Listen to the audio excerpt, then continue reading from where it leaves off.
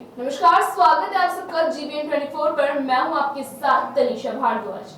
गया के sir Syed memorial school तकरीबन 32 वर्ष से ग्रामीण क्षेत्रों में बच्चों को शिक्षा देने का काम विद्यालय में चल रहा है। विद्यालय के संचालक रहे स्वर्गीय कमालुद्दीन साहब का सपना था कि शहर की तरह इन ग्रामीण क्षेत्रों में भी गरीब मजदूर किसान के बच्चे को पढ़ लिख कर काबिल बने और शिक्षा हासिल करे। आपको बता दें कि इस मौके पर आतिफ कमाल NM कमाल ने कहा कि आज विज्ञान दिवस पर हमारे छात्र छात्राएं अपने अपने हाथों से बनाकर अनेक प्रकार के प्रोजेक्ट हम सभी और गया शेर घाटी से आए हुए अतिथियों के बीच प्रस्तुत करेंगे। विज्ञान दिवस कार्यक्रम में आए मुख्य अतिथि Indian federation director Shahbaz Khan ने स्कूली बच्चों द्वारा बनाए गए चंद्रयान 3, सूर्ययान 11, ज्वालामुखी, पावर पॉइंट, मिसाइल जैसे सैकड़ों प्रोजेक्ट को सराहा और स्कूल के शिक्षकों को धन्यवाद दिया। तालीम प्रोग्राम हुआ। ये पहला मौका नहीं है, इससे पहले भी 2 बार हम लोग प्रोग्राम एक कर चुके हैं। यानी जब से स्कूल हमारा CBSE से एफिलेटेड हुआ है, उसके बाद से लगातार हम लोग जो है ना वो इस तरह की एक्टिविटीज़ कराने की कोशिश कर रहे हैं। ये तीसरा मौका है कि हमारे यहाँ साइंस एग्जीबिशन प्रोग्राम हुआ है। बच्चों ने जो है वो तैयारी की अपनी तरफ से, जैसे कि मैंने अभी प्रोग्राम के आखिर में कहा भी कि ये चीज़ें जो है ना इस तरह का प्रोजेक्ट बनाना या इस तरह के आइडियाज़ लेकर आना कि क्या बनाना है, वो ऐसे रूरल एरियाज़ में जहाँ हम लोग रह रहे हैं, जहाँ सारी सुविधाएं जो है शहर की तरह मुहैया नहीं है, वहाँ इस तरह के प्रोजेक्ट बनाना जो है ना वो ज़्यादा मुश्किल होता है कंपेरेटिवली शहर के। क्योंकि 2-3 चीज़ें होती हैं। एक तो ये है कि एजुकेशनल बैकग्राउंड नहीं है। मैंने कुछ लोगों को बताया भी अभी कि मेरे यहाँ जो बच्चे पढ़ते हैं ना, उनमें से जो है वो 60 से 70% बच्चे ऐसे हैं जिनके गार्जियन या तो किसान हैं या ड्राइवर हैं, ज़्यादातर यही लोग। मुझे याद है कि जब हम लोग यहाँ थे, शुरुआती दौर था, तो मेरे फादर जो है स्वर्गीय कमालुद्दीन खान साहब ने जो है ना एक बार ऐसे ही सर्वे किया, क्लास में बच्चों से पूछा कि क्या करते हैं तुम्हारे पिताजी। तो मैंने खुद देखा उस वक्त में कि 60% से ज़्यादा बच्चों ने ड्राइविंग के बारे में कहा कि मेरे फादर जो है वो ड्राइवर हैं। क्योंकि यहाँ हम लोग GT रोड के बगल में रहते हैं, तो यहाँ जो आबादी बढ़ी हुई है ना वो ज़्यादातर ड्राइवर किस्म के लोगों की है कि यहाँ से गुजरते हैं वो लोग GT रोड के किनारे से, कभी यहाँ होटल में ठहरे, कभी किसी और काम से यहाँ रुके, तो ये इलाका पसंद आया कि यहाँ स्कूल खुला हुआ है, तो यहाँ लोग आके दूर दूर से बसे हैं। झारखंड इधर अबजोरी से, चतरा से, इधर हजारीबाग से, इस तरह के इलाके से लोग आके यहाँ जो है ना बड़ी तादाद में बसे हैं और बड़ी आबादी यहाँ होगी। कहने का मकसद ये कि एक तो यहाँ रिसोर्सेज उतने ज़्यादा नहीं है, दूसरी बात ये कि एजुकेशनल बैकग्राउंड नहीं है। उसके बावजूद बच्चे जो है ना अपनी तरफ से मेहनत करके इस तरह का प्रोजेक्ट सामने लाते हैं, तो हम लोगों में जो है ना कि उम्मीद जागती है, एक आशा जागती है कि ऐसा लगता है कि आगे चल के जो है ना ये बच्चे जो ज़्यादा मेहनत करके सामने आते हैं, जिनको कठिनाइयों का सामना होता है ना, वही आगे चल के जो है बड़ा काम कर सकते हैं।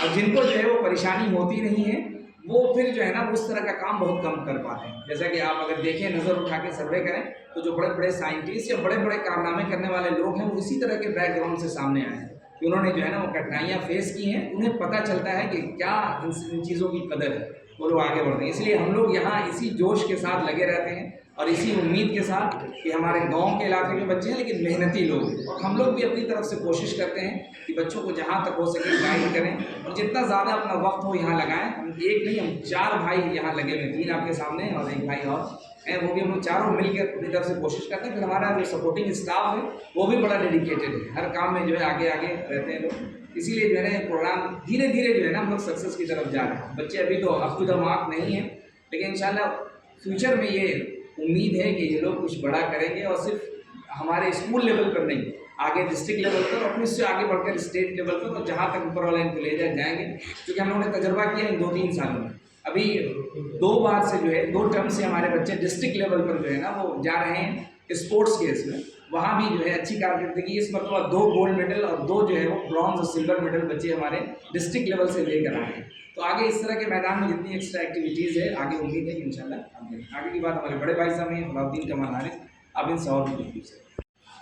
ये साइंस प्रोजेक्ट हम लोग तीसरी बार कर रहे हैं।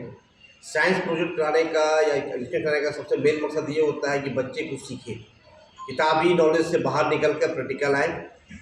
तो एक प्रोजेक्ट करने के लिए वो मोबाइल पे कई प्रोजेक्ट खोजते हैं।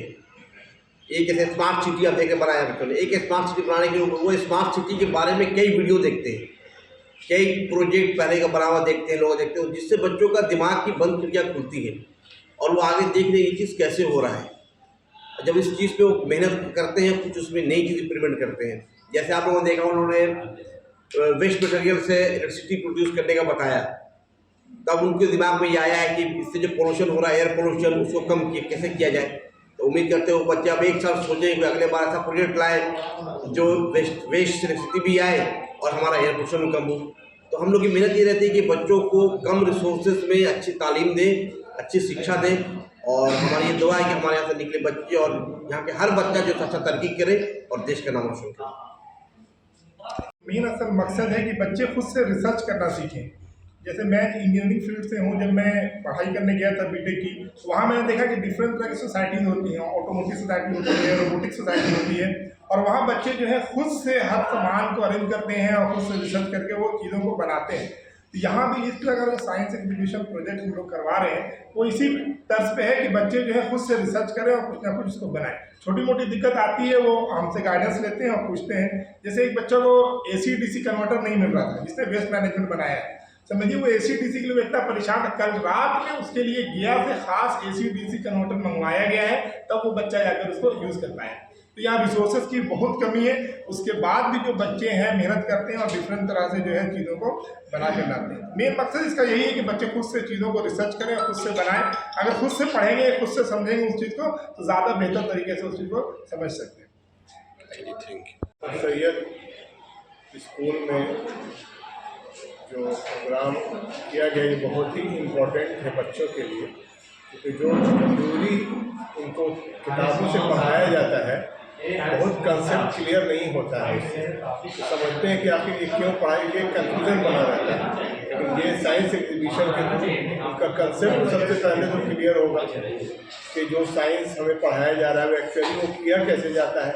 बाद में जब इसका इम्प्लीकेशन आएगा या हायर स्टडीज़ में जाएंगे तो बहुत हद तक उनको इससे फ़ायदा मिलेगा, इस तरह की प्रैक्टिसेस कराते रहने से। बहुत सारे छात्र छात्राएँ अपना अपना प्रोजेक्ट बना के लाए, तो देखने के बाद क्या लगा आपको?